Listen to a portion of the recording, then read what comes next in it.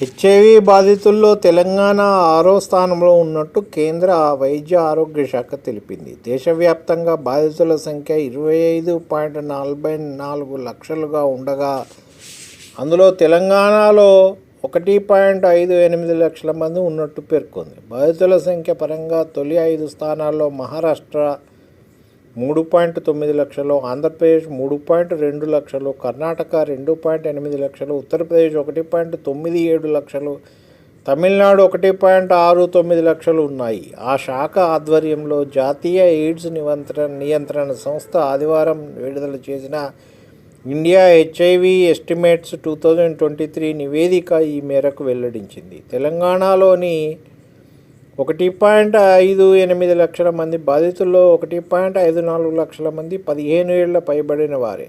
ఇందులో 15 నుంచి 24 ఏళ్ల మధ్య వయసు వారు 9,250 మంది ఉన్నారు. రాష్ట్రంలో ఏటా 2,960 మంది హెచ్ఐవి బారిన పడుతున్నారు. రాష్ట్రంలో 15 నుంచి 49 ఏళ్ల మధ్య వయసున్న మహిళా సెక్స్ వర్కర్లలో హెచ్ఐవి వ్యాప్తి 0.25%, మేల్ సెక్స్ వర్కర్లలో వ్యాప్తి 0.00005% మేర ఉంది.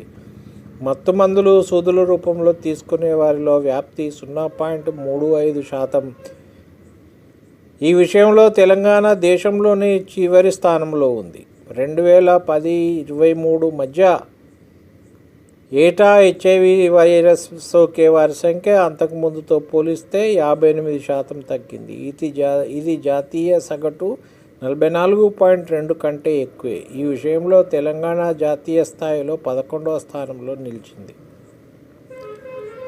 రాష్ట్రంలో 2023లో ఎయిడ్స్తో 2,820 మంది చనిపోయారు. రాష్ట్రంలో ప్రతి 1,00,000 మందిలో 7.44 మంది ఎయిడ్స్ సంబంధ సమస్యతో మరణిస్తున్నారు.